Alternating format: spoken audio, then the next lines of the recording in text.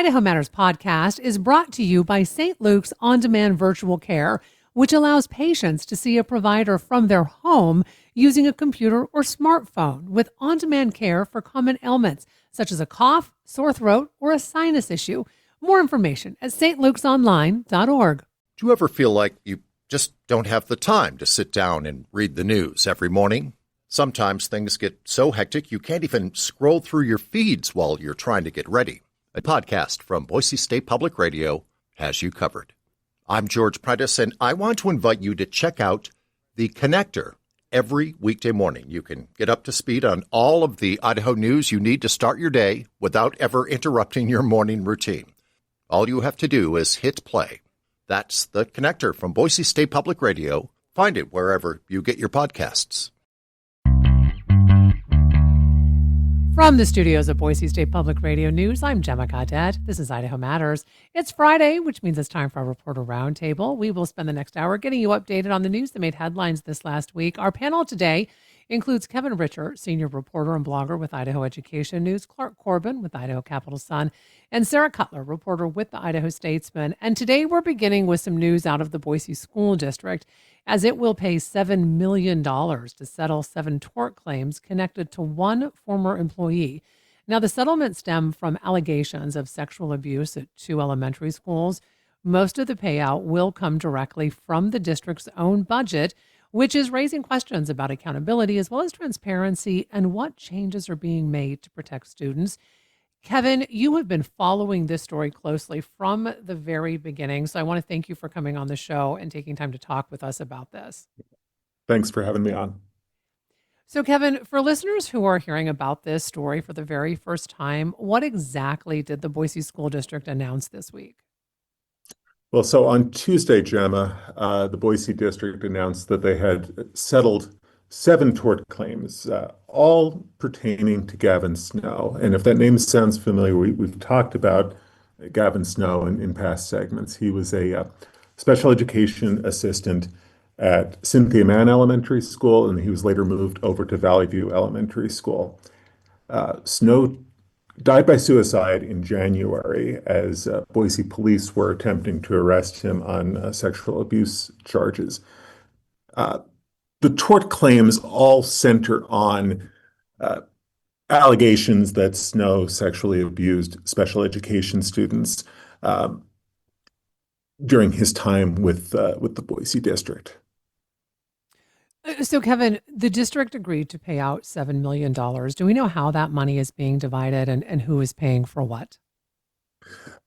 The district is going to wind up having to pay $5 million of the $7 million. The district's insurance company is paying $2 million. And I haven't had an explanation really from the insurance company as to how they got to that sum. As I look at documents that I've received from the district about their insurance policy, it looks to me as if the insurance company has basically said that Gavin Snow is a one-time claim. Regardless of how many cases we may be talking about, they're basically saying that they're going to pay out $2 million. And the district is saying that they have to come up with the balance. Okay. So, Kevin, what do we know in terms of the settlement? Like, what does the settlement actually resolve, and what does it maybe not resolve? The settlements seem to resolve every tort claim that we know of at this point, and the district says that it resolves every tort claim that they have received so far regarding Gavin Snow. So the key numbers to keep in mind here are that the district has received, by my count and by what we've received from the district, 8 tort claims that have something to do with Gavin Snow. 6 of those claims are actually from parents who have said that their children may have been abused by Snow in school. The other 2 are from staff members.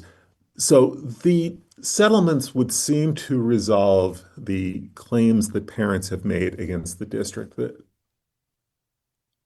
So with that said, Kevin, you mentioned that these allegations follow a kind of a disturbing pattern. Can you outline what these families say happened in these cases?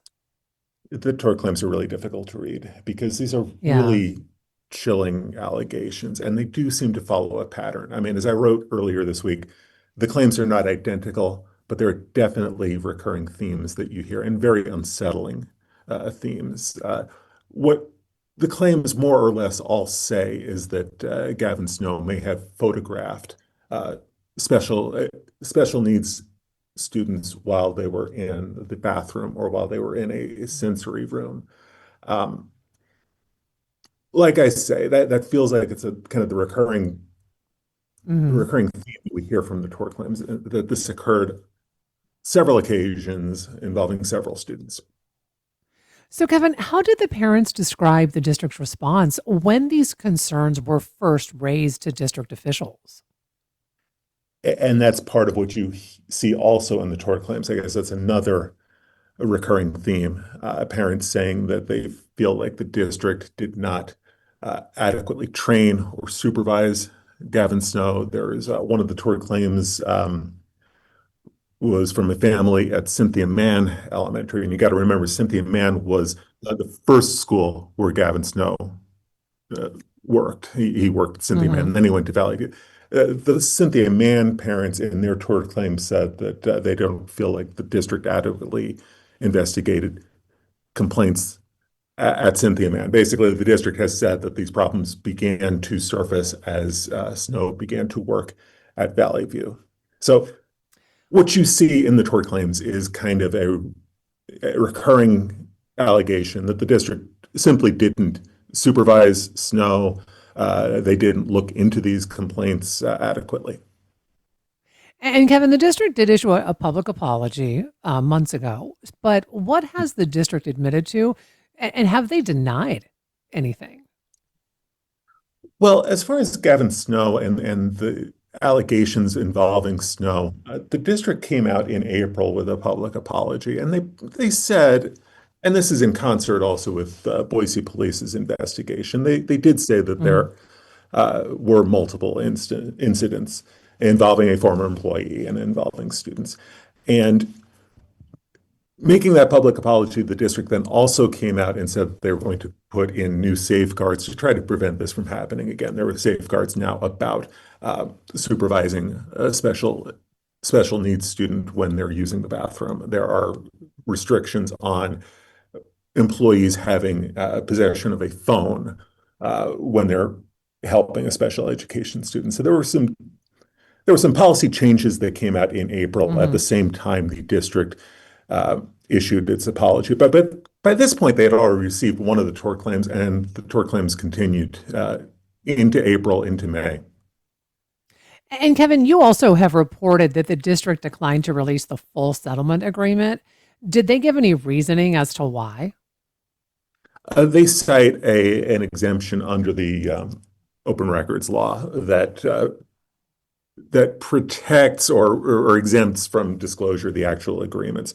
What the district is going to release and what they released this week in response to our public records request on Monday, they came out on Tuesday and said this is how much money we have settled for. And what they will do, the district says they will do in the future, is as these agreements go through the court and are approved by the court, they will issue more numbers basically about Hmm. the settlements and the amount of money that has been paid out. So you But mentioned I Idaho's don't public expect record. we will receive the settlements themselves. Yeah. And Kevin, you did mention Idaho's public records laws. I mean, so this limited disclosure that the district is doing, is this fairly typical under this law? I've not really ever encountered this particular exemption to public records law. To be honest, I don't think I've ever Mm. really requested settlement agreements like these. But as I look at the law, I do see that there is language to this effect, and that there is language that does require the district to at least come public with the amount of money that it has been paid out. So that's what we've Mm. heard so far, that this should come to a $7 million settlement in total, that one of the cases has been settled for $2.8 million. Uh, we will continue to watch and see what happens with the remaining settlements. So, Kevin, you mentioned that the district put some new policies in place last spring. when all of this started coming out. Uh, have these changes addressed the failures that were alleged in these claims? I think that's I think it's pretty clear as I look at the changes that the district announced in April, and I look at the tort claims that started to come in the spring. It feels like the response the district made in terms of changes are very directly related to some of the allegations that we've have seen in the tort claims. So I do think that what the district did in April was very clearly a response to what they were already starting to hear Mm. from parents and what has come out in the tort claims. So the district says, as you said, it will cut $5 million uh, of the $7 million settlement. So they've also said that that means they're going to take this money from non-classroom expenses, which would include like facility maintenance.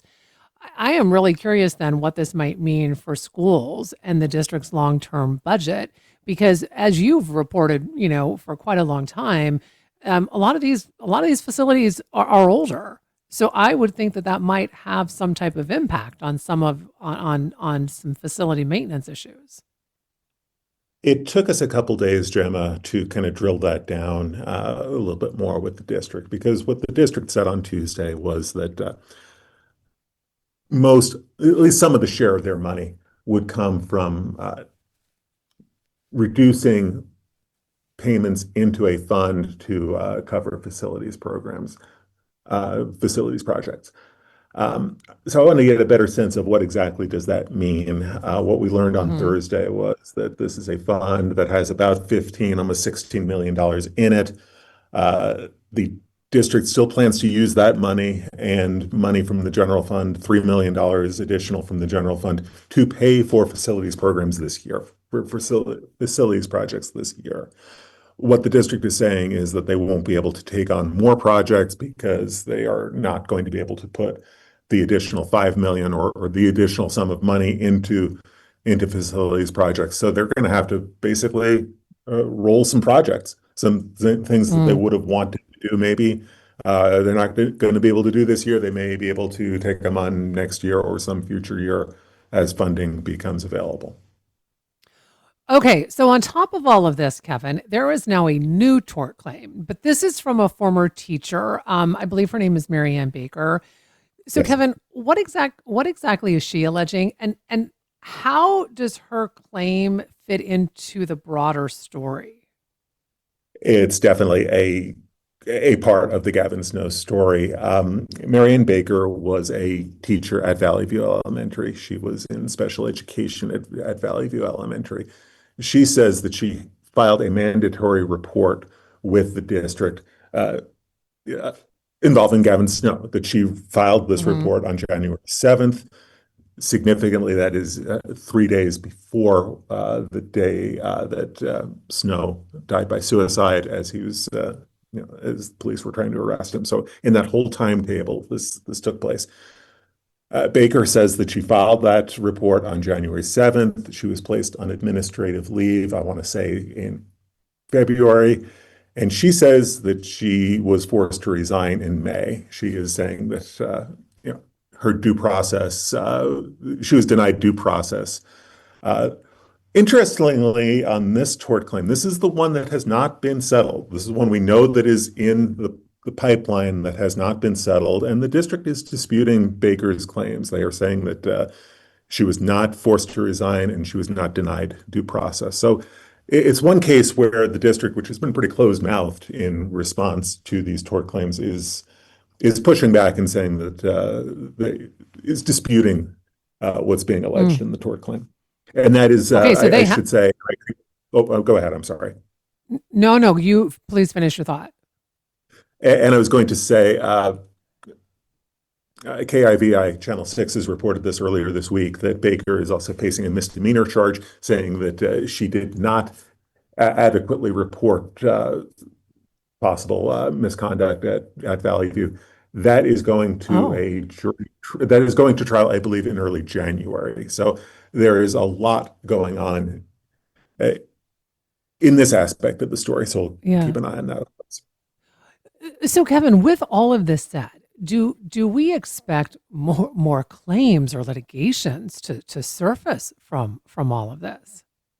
That's one of the things we'll be watching very closely to see if there are additional tort claims. As I looked it up, I believe there are some time restrictions on when an individual can file a tort claim against a public entity. And again, the legalese here is that a tort claim is not a lawsuit, it's a precursor to a lawsuit, but there are limitations to when a party can file a tort claim against a public entity. And I think it's 180 days.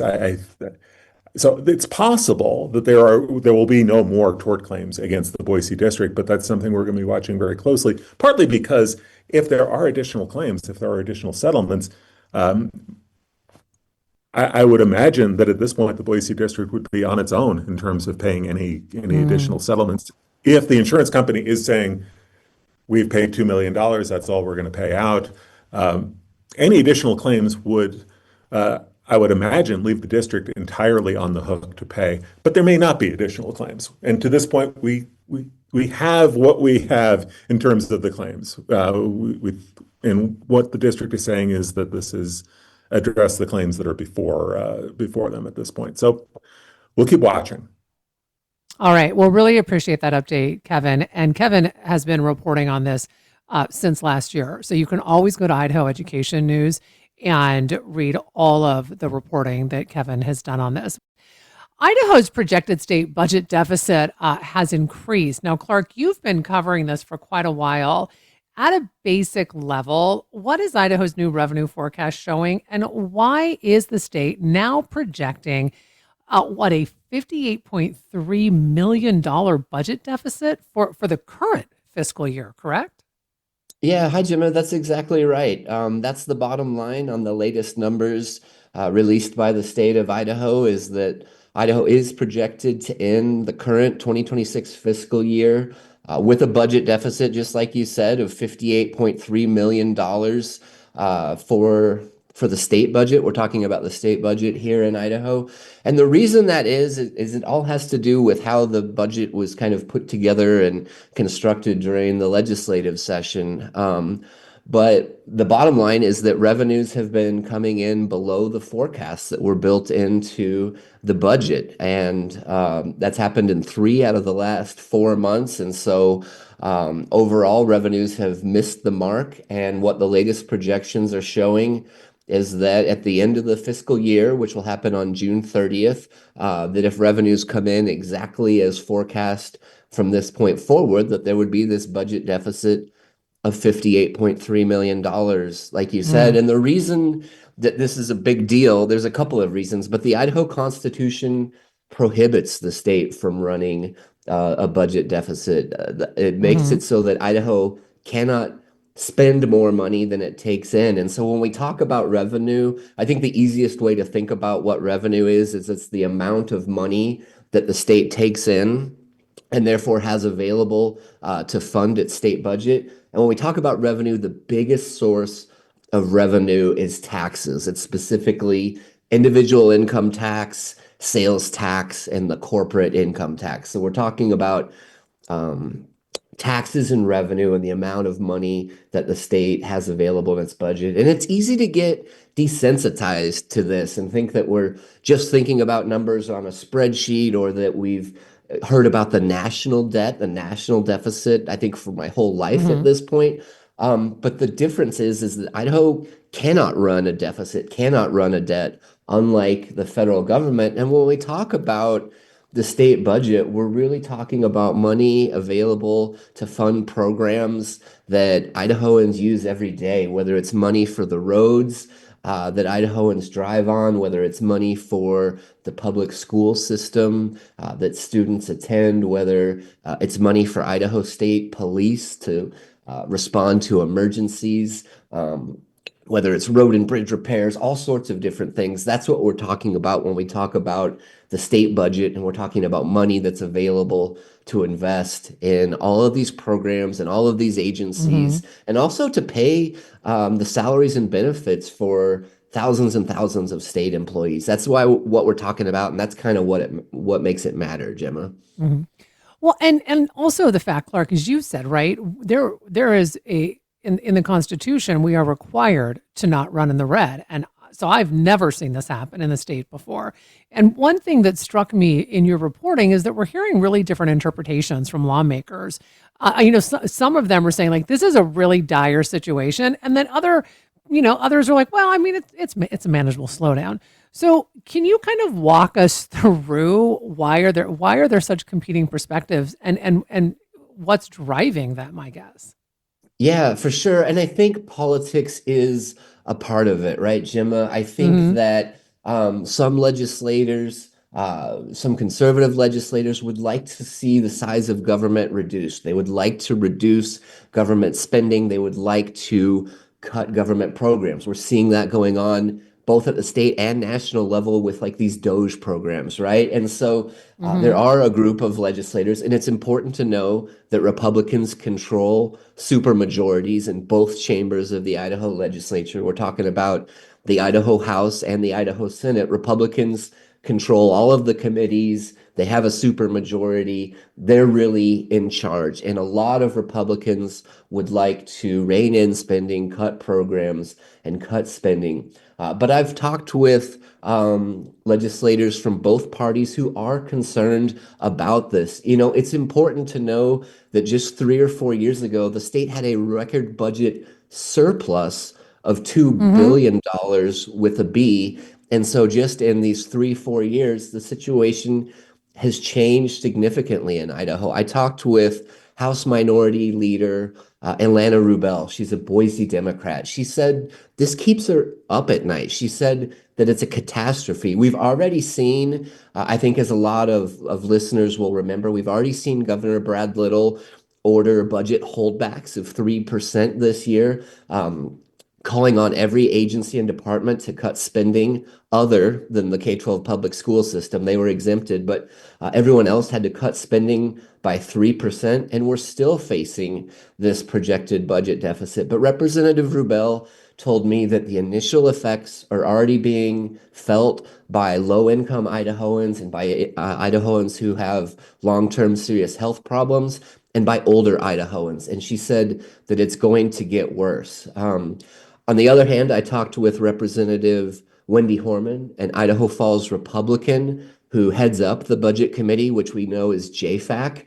And she Hmm. said it's not that bad. The legislature will come to town in January. And she said she's committed to avoiding a budget deficit and that the Constitution requires her to do so. And so there's steps that the legislature can take, likely through a combination of making additional cuts to programs and or dipping into state savings accounts that the state has built up, Gemma. Okay, so one more question for you on this topic, Yeah. Clark. How much of this projected deficit is tied to recent policy decisions? And maybe you can't answer that, but I'm talking specifically about these large tax cuts, but then also this new education tax credit that the legislature passed last session, which I believe was what, $50 million. Yeah, that's exactly right. And I think it's had a big impact. I mean, there's more going on than just the tax cuts when you look at the budget as a whole. But what Hmm. happened specifically during the 2025 legislative session is the Idaho legislature and Governor Brad Little reduced the amount of revenue that the state has available by $450 million.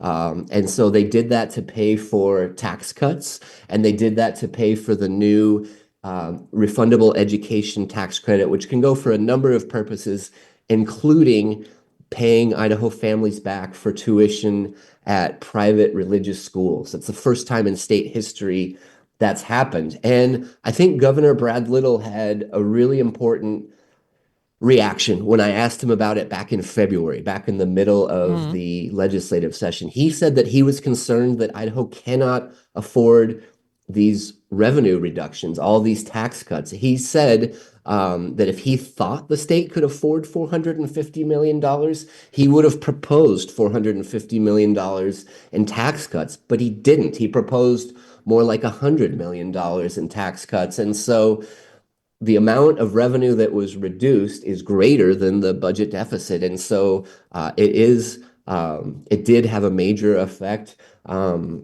And there's also a new report that came out from an independent, nonpartisan budget watchdog group called the Center for Fiscal Policy that's looked at 5 years worth of income taxes that have reduced the amount of revenue available for the state. And so it's something that's been happening for years, and it's also something that was ramped up this latest legislative session. And the last point that I wanted to make before we move on is that this is not just a situation that affects the current year that we're in, Gemma. When you actually look out at 2027 and 2028, the gap between revenues and expenses actually grows. And I've seen charts that show a projected budget deficit for next year, for fiscal year 2027, that's more than $500 million. And that doesn't include the cost of the new tax cuts that President Trump signed into law over the summer. So we're not just talking about a situation just for this current fiscal year. It's a situation that's going to affect Idaho's budget and Idaho programs for years to come. And I do believe that it is a significant situation. And that's why I've spent so much time reporting on it and writing about it these last few months, Gemma. But it's not just limited to a shortfall this year. It's actually projected to get deeper in the next coming fiscal years as well. Well, we appreciate all of the reporting you've been doing on this. So, Sarah, some folks want to rename an Idaho highway. Can you begin by explaining who's proposing the highway renaming and what exactly they want to rename this highway after, or whom they want to name it after? Yeah, so this changes, or the proposed change is coming from the Idaho Family Policy Center, which is a conservative Christian lobbying group in Idaho. And they are advocating for lawmakers to rename Highway 16 after Charlie Kirk. He was a conservative activist who was shot and killed during a September speaking event in Utah and has become sort of a folk hero for the far right. And the Family Policy Center's president said in a statement that Kirk was killed for sharing his Christian faith and conservative viewpoints, and argued that naming the highway after him would be a reminder that, quote, free speech and Christian faith are vital for a functioning constitutional republic. So, Sarah, what does it take to have a name change actually happen, and how common is it for Idaho lawmakers to rename highways for people who don't really have strong ties to the state of Idaho? It requires changing state code, so it actually would have to go through the whole legislative process this session with, a lawmaker sponsoring a bill that would move through the House and Senate and would have to be signed into law by the governor. And, to your point, it's pretty rare actually for the state to do this. It's only happened, I think, 9 other times, always for people who had a tie to Idaho, who are from Idaho. Kirk is from Arizona. I'm sorry, Kirk is from Illinois, excuse me. And other than speaking in Idaho a couple of times, doesn't really have direct ties to the state. Just for context, most of the people who've had roads or bridges named after them in the state in the past are military veterans. Okay, so quite a difference. So, Sarah, I mean, given Kirk's polarizing public profile, what kinds of reactions or political implications might this, proposal create when the legislature gets back into session in January, I guess, if they decide to take this up? Yeah, hard to say. I can say that, in the comments on our story about this, the idea has gotten pretty negative reactions, both from some folks who, to your point, found some of Kirk's views offensive, and others who just felt, he doesn't have a connection to the state. There's no particular reason to honor him in this way.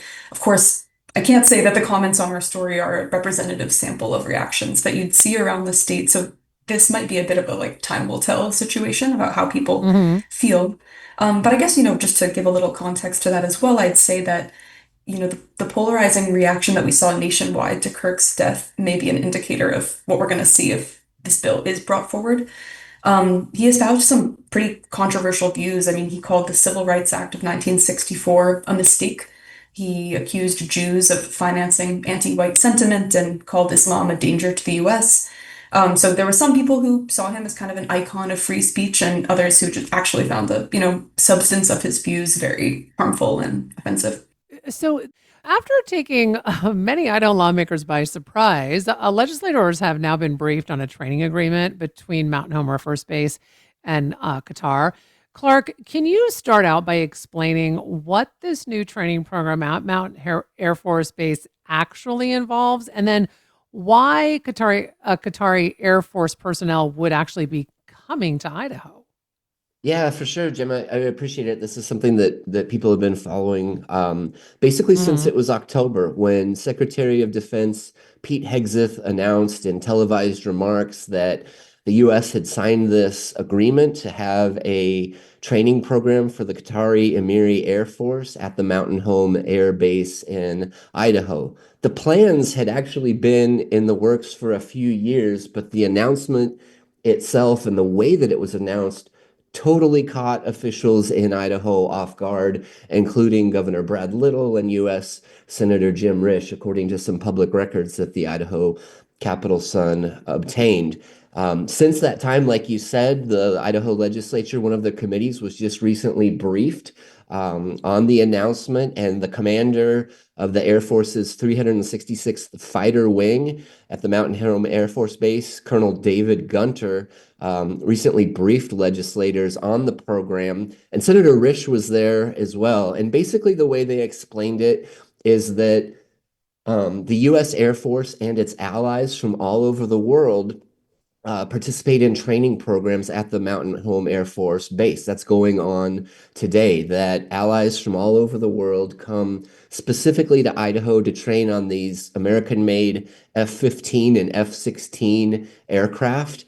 And the Hmm. idea is, according to Colonel Gunter, that the United States relies on its allies to kind of enhance its programs all over the world. And they said the ability to train together and train on the same types of aircraft is going to help them perform better if they're called into a more high stressful air-to-air combat situation. And so training programs with the US allies have been going on for years, but specifically this new program with the Qatari Emiri Air Force would be new. And we can kind of get into sort of what the plans are.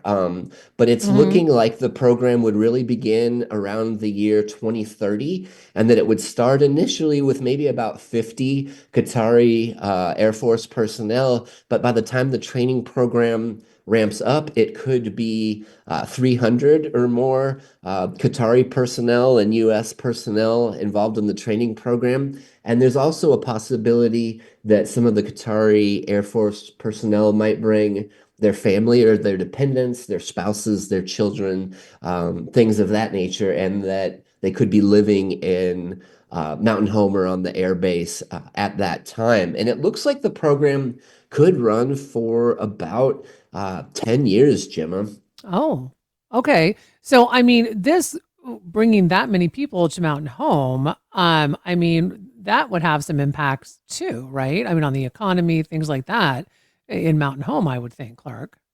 Yeah, it definitely could. It's a little too early maybe to know exactly how many people Yeah. we're talking about, but they talked about for sure having an impact potentially on the economy, potentially on the school system. Potentially, they could be building facilities for some of the personnel to use or to live at while the training program is going on. And this is sort of led to a lot of questions from members of the public in Idaho and elected state legislators in Idaho. They had a lot of questions, Gemma, about how the program would work, about security Hmm. concerns, about what would and would not be allowed to happen. And a lot of legislators asked those questions during this recent briefing at the Idaho State Capitol that I attended. And Colonel Gunter got into some of it. He said for all personnel that will be allowed onto the Mountain Home Air Force Base, he said there's a rigorous vetting and screening process that takes about 30 days for each individual. He didn't get into what exactly the screening and vetting process encompasses because he said there's some elements of national security and they don't want to disclose everything that they do. But he said there is for folks to even be allowed access to the air base, every one of them would be screened and vetted in what he described as a rigorous process that he said he had a lot of confidence in. And it's the same process that our allies today from other parts of the world go through before they're allowed to enter the Mountain Home Air Force Base. And Hmm. Colonel Gunter also said that there would be parts of the base that the Qatari personnel would and would not have access to due to national security concerns, and there would be like documents and protocols that some of them would have access to, and then some things they would not have access to. He didn't get into the exact specifics, but said that that's part of the planning and ramping up for the program, and that may be part of the reason why we won't see the program really start until 2030 is because they're going to be going through some of these details and some of the planning and vetting and things like that. But some legislators, Gemma, from both parties were skeptical, and Colonel Gunther talked to them about some of their questions, but also Senator Risch, U.S. Senator Jim Risch, a Republican from Idaho. He's the chairman of the Senate Foreign Relations Committee. He also spoke to legislators at this recent meeting in the Idaho State Capitol. He said Qatar is an ally of the United States. He said, although they might be an imperfect ally, but he said the significance is that the U.S. has a base of its own in Qatar, and if there are conflicts in the Middle East, that base is a very strategic asset for the U.S. personnel there. And so I had a story at the Idaho Capital Sun that kind of got into a lot of the questions and a lot of the concerns that legislators said. Some legislators were very concerned that there have been reports that Qatari government has been tied to sponsoring terrorism in the past, and they were really worried about the security. But both Senator Risch and Colonel Gunter said that this training program would be controlled by the U.S. Air Force and run by the U.S. Air Force. But there's a lot of details and a lot of things that I included in my report, which folks can find over at the idahocapitalsun.com. Yeah, and folks, I encourage you to go over there and read it. I mean, Clark has really gone into depth about this and answers a lot of people's questions. So, Sarah, you recently wrote an article about the fact that more Idahoans are buying gold and silver. Would you start out by explaining why so many folks are doing this? I mean, what concerns or beliefs are driving the spike in this demand? Yeah, this was a fun story to dig into. We learned that Idahoans, relative to other Americans, have long been more interested in investing in gold and silver, in part because of kind of a cultural, long-standing distrust of government institutions, banks, perhaps. I think there's more of a sense that those institutions are vulnerable and could collapse. The paper currency could become worthless, and gold and silver have been seen by some as more reliable, like real money that could still be used in that kind of a collapse situation. And what prompted us to do this now is that we were hearing that increasingly amid economic and political turmoil in recent months with, tariffs, deportations, some mixed signals from the Trump administration economically, you name it, that more Americans nationwide are jumping on this train of investing in gold. I think there's a growing sense, including internationally, actually, that, hey, maybe the US government is not such a safe bet, and we want to kind of hedge that bet with gold. Well, and in fact, you spoke with several pawn shops and coin dealers for this story. Did they tell you anything about, the folks who are investing in precious metals right now and what they're preparing for? I mean, are they concerned that, our financial industry may just collapse? Yeah, they shared that particularly in Idaho, investors in gold and silver tend to be a little bit more on the prepper side of things, thinking ahead to like end times or apocalyptic scenarios. And we talked to one pawn shop owner who, said that he himself kind of falls into that camp. Who said that in that kind of a scenario, people, would be hopefully still able to use gold and silver to like buy gas or groceries, even if paper currency has lost its value. We did talk to some experts locally about why Idahoans might be predisposed to be thinking about the end times.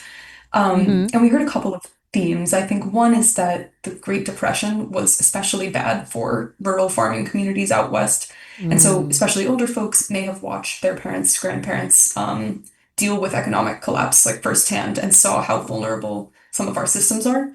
And then we also heard an interesting point from one professor that Idaho's origins with gold mining actually kind of feed into an interest today in investing in gold because some of the gold mining communities that were out in Idaho were very, very remote, very far from urban areas. unlike mining communities in other states.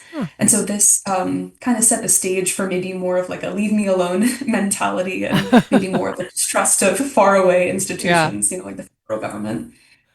I thought it was fascinating. Thanks for the update, Sarah. So, Clark, I have about 2 minutes left, and I really want to get to this story quickly. Talk to us about this controversial decision by the Idaho Land Board. And can you explain, there's a 160-acre piece of state land near Driggs. So who's been using it, and why does the state want to sell it now?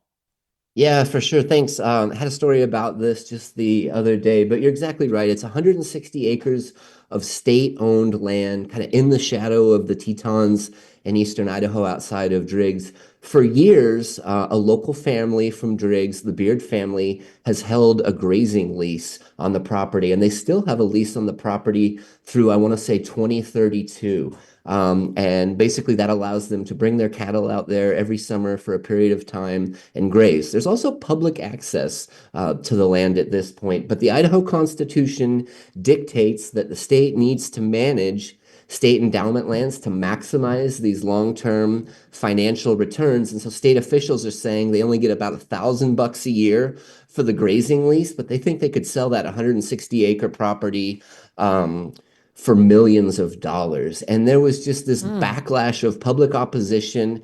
And the state actually, the land board, just took it up again this week following the opposition. Secretary of State Phil McGrain tried to make a motion to sell the property, but to honor the existing lease, but that failed. And so the state voted again to go forward and to break the lease and to auction the property off to the highest bidder. And that's actually allowed under the fine print of the lease, is to break the lease in order to sell it. But there's all kinds of dynamics about sort of the changing nature of Teton County, Idaho. It used to be this agricultural community, but now it's sort of more of a resort community where millionaires and billionaires are coming in and buying up land that had been farmland in the past. And so there was a lot of public opposition. The state's actually voted to approve the sale once before in July, and they took it up again following the opposition, and just recently voted again to go forward with the sale and to break the lease on this 160 acres